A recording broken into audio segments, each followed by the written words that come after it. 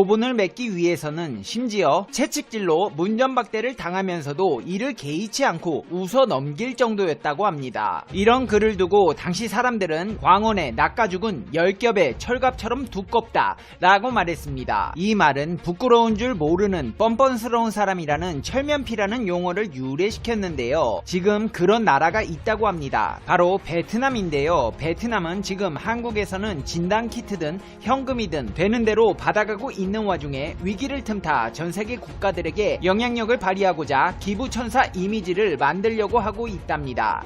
지금부터 자세히 알아보겠습니다. 중국이 현사태가 진정되자 전세계로 마스크 등 기부 행렬을 이어가는 가운데 새로운 기부 국가로 베트남이 떠오르고 있습니다. 로이터 통신에 따르면 최근 베트남은 중국과 같은 강대국에 비해 상대적으로 물품과 자원이 부족함에도 프랑스, 독일, 이탈리아, 스페인, 영국 등 유럽 5개국에 마스크 55만 개를 기부한 데 이어 캄보디아, 라오스 등 이웃 국가에도 마스크를 기부했습니다. 특히 베트남은 정부 차원에서 마스크 생산량 늘리기에 박차를 가하고 있습니다. 베트남은 현재 하루에 마스크 700만 개를 생산할 수 있는 생산력을 바탕으로 자국에서 소화하고 남은 물량을 기부하는 것인데요. 베트남이 이렇게 마스크 외교를 벌이는 이유는 중국의 영향력이 너무나 강해진 상황에서 자신들도 다른 국가를 도울 수 있다는 사실을 보여주고 싶기 때문입니다.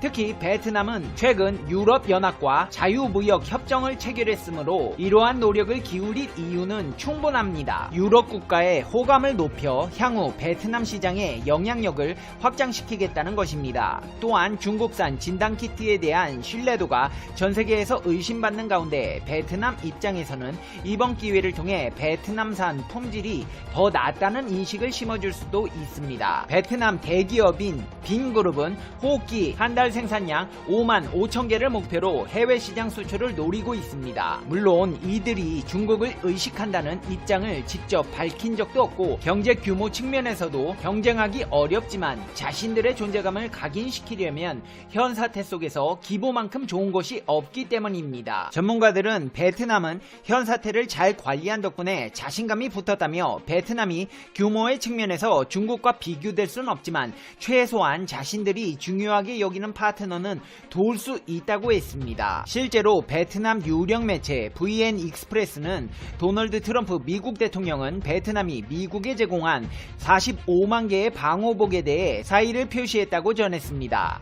트럼프 대통령은 베트남이 제공해준 방호복이 텍사스 달라스에 도착했다면서 베트남의 방호복 제공은 미국과 베트남의 우호를 상징한다고 치켜세웠습니다. 주 베트남 미국 대사 또한 이번에 베트남이 제공한 방호복은 최전선에서 싸우는 의료 전문가들을 보호하는 데 도움이 될 것이라고 했습니다. 지난해 무역 적자를 문제 삼으며 베트남은 중국보다 미국을 더 많이 착취하는 나쁜 국가라고 비판한 도널드 트럼프 대통령이 이번에는 태세를 전환한 것입니다. 아울러 베트남은 프랑스와 독일, 이탈리아, 스페인, 영국 등에도 55만 개의 마스크를 지원했으며 라오스와 캄보디아 등에도 방호복 등을 보내줬습니다. 이 밖에도 베트남은 남중국해 문제로 사이가 좋지 않은 중국에도 50만 달러 상당의 의료용품 등을 지원한 바 있습니다. 문제는 다른 나라에 기부하는 이런 물품이나 장비들을 한국에서는 빼먹지 못해 안 달랐다는 것입니다. 실제로 삼성 베트남은 베트남의 방역 활동을 지원하기 위해 베트남에 5억 2천만 원을 기부했습니다. 보상국 K마켓 회장 또한 베트남 정부에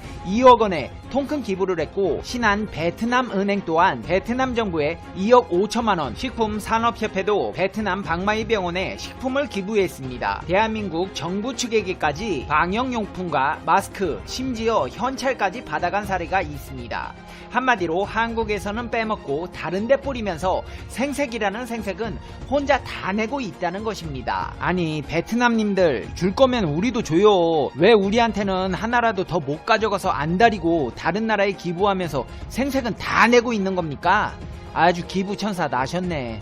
그렇다면 베트남이 자신들의 상황이 좋아서 이렇게 기부를 하는 것일까요?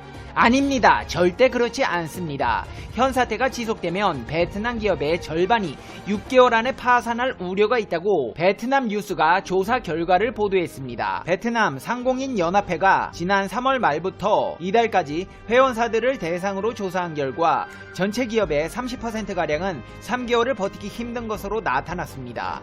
특히 전체의 50%는 6개월 안에 파산할 우려가 있는 것으로 조사되었습니다. 이미 올해 들어 지난달까지 3만 5천 개에 가까운 기업이 현사태 여파 등으로 파산해 베트남에서는 처음으로 한 분기에 창업한 기업보다 파산한 기업이 많았던 것으로 나타났습니다. 또 전체 기업의 75%가 인력 감축을 할 수밖에 없다고 밝혔고 전체의 10%는 근로자 절반을 줄여야 하는 실정이라고 답했습니다. 이에 앞서 베트남 섬유 의류협회는 최근 근로자 임금을 100% 내면 3개월 안에 대다수 의류업체가 운영자금이 고갈될 것이라며 대책 마련을 호소하기도 했습니다. 여기에 더해 베트남의 정리해고와 실직 사태가 2분기에 본격화될 것으로 전망되었습니다. 기획투자부에 따르면 2분기 최소 25만 명이 일자리를 잃고 150만 명에서 200만 명이 실직 위기를 맞게 되며 현 사태가 더 악화될 경우 실직자는 40만 명으로 실직 위기에 놓인 사람은 300만 명 이상으로 늘어날 것으로 전망되었습니다. 1분기 실업급여 신청자는 주로 교통운송, 섬유의류, 신발, 관광, 요식업종 등에 몰려 있습니다. 1분기 휴폐업 사업장 3만 5천 개는 전례를 찾기 어려운 기록적 숫자라고 기획투자부는 밝혔습니다. 베트남의 1분기 경제성장률은 3.82%로 최근 10년 이래 최저치를 기록했는데 현 사태의 경제 충격은 2분기에 더 커질 것으로 보입니다. 이런 가운데 현 사태의 승계 급감으로 가장 큰 피해를 보고 있는 베트남 항공사들이 생존을 위해 몸부림치고 있습니다. 국제선 운행 중단과 국내선 최소 운행으로 여객 운송이 끊기다시피 한 베트남 항공사들은 호치민시, 하노이, 다낭 국제공항 등을 통해 여전히 국내선을 운영하고 있습니다. 그러나 이전과 차이점이 있다면 국제선 운항은 대부분 여객이 아닌 화물들입니다. 베트남 항공도 국제선을 여전히 운행하고 있는데 여객 칸에 승객 대신 화물을 가득 싣고 운항하고 있습니다. 한마디로 가뜩이나 외국 오가는 사람도 없는데 한국인까지 입국 금지시키니 먹고 살 길이 막막해져서 사람 싣고 다닐 비행기 좌석에 짐으로 가득 채우고 있다는 것입니다. 미국 경제전문지 포브스에 따르면 일반적으로 화물 운송 매출은 항공사 매출의 10%에서 15%에 불과한데 여객 수요 회복이 불투명한 상황에서 항공사들은 울며 겨자 먹기로 화물 운송을 하고 있다는 것입니다. 여객 운송이 급감해 자금 부족에 허덕이는 베트남 항공사들은 화재 예방 시스템을 개조하거나 재정비해 여객 칸에 화물을 싣고 운행할 수 있도록 허가해 줄 것을 항공 당국에 요청했습니다. 여객 칸을 화물 칸으로 개조하기 위해 항공사들은 여객 칸 내부를 리모델링 해야 하고 항공 안전을 보장하기 위해 화물 고박, 적재 위치 및 중량 등의 보고서를 작성해야 합니다. 근데 상황이 이렇다 보니 원칙을 무시하고 울며 겨자 먹기로 운송하고 있다는 것입니다.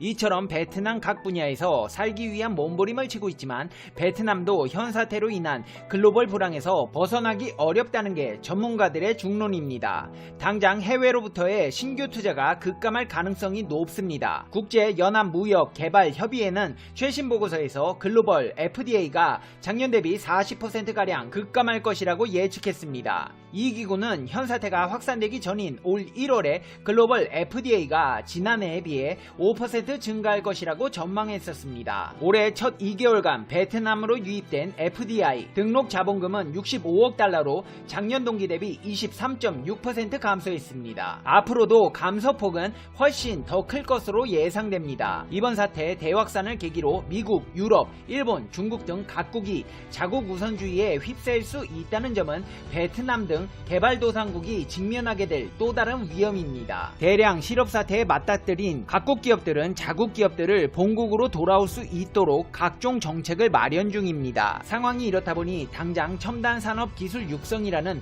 베트남 정부의 전략에 차질이 불가피합니다. 베트남 정부는 2020년을 기점으로 산업화에 초점을 맞춘 새로운 발전 전략을 준비 중입니다. 원래 계획대로라면 베트남은 우리나라처럼 4차 산업을 비롯해서 IT, 바이오, 바이오, 자동차 부품, 석유화학 등 첨단 기술을 가진 해외 기업들을 적극 유치해 2035년 중소득 국가, 2045년 고소득 국가로 부상하겠다는 목표였습니다. 하지만 이번 사태로 다 물 건너가게 생겼습니다. 자동차 산업을 육성하겠다며 4월 3일부터 5일 하노이 포뮬러 1을 유치해놨는데 이번 사태가 번지면서 무기한 연기되었습니다. 관광산업도 붕괴 위기에 처하면서 당장 베트남 정부의 세수에 비상등이 켜졌습니다. 관광산업은 베트남의 최대 수입원 중 하나입니다. 베트남 정부는 4차 산업혁명과 관련한 산업 육성과 함께 관광을 향후 키워야 할 중점 분야로 지정했습니다. 그동안 베트남은 관광으로 돈도 많이 벌었습니다. 베트남은 관광으로 2018년에만 32조 원을 벌어들였습니다. 전년 대비 17.7% 성장했습니다. 작년엔 약 1,800만 명이 베트남을 다녀갔고 이 중에는 대한민국 사람들도 많았습니다. 하지만 베트남은 위기가 오자 한국 사람들의 손을 뿌리쳤고 그 혹독한 대가를 치룰 시간이 머지 않아 보입니다. 이제 페페TV의 결론 듣겠습니다. Conclusion. 페페TV. 여러분, 요즘 벚꽃이 이쁘게 폈는데 사회적 거리두기로 인해 밖에 못 나가셔서 많이 답답하시죠? 그래서 교회에 인적이 드문 곳에 가서 벚꽃을 찍어봤습니다. 이쁘죠? 이걸로 꽃놀이를 대신할 수 없겠지만 시청자 여러분께 조금이라도 위안이 되었으면 하는 바람입니다. 벚꽃 명소로 유명한 곳 말고도 길 가다 보면 벚꽃이 피어 있기도 하고 주말에 먼 곳으로 가면 사람들이 모이지 않는 아예 관심조차 없는 곳에도 벚꽃은 피어 있습니다. 인터넷으로 찾아보면 유명한 곳만 나오니까 그런 데는 가지 마시고요. 그냥 길 따라 산 따라 가다 보면 인적이 드문 곳에 벚꽃이 피어 있으니까요. 잠깐 내려서 즐기고 오시는 것도 좋으실 것 같아요.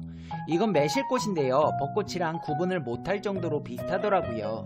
이쁘죠? 이쁜 꽃마다 피는 시기가 다를 뿐 꽃은 필 수밖에 없다는 거. 그리고 당신의 미래는 모든 것이 완벽하게 이루어지게 될 수밖에 없다는 거 알고 계시죠? 시청자 여러분, 다 같이 힘내서 우리 위기를 이겨내요. 이런 상황에서 힘드시겠지만 오늘 하루도 행복하게 보내셔야 해요. 당신은 소중하니까요. 다음 영상에서 봬요. 안녕.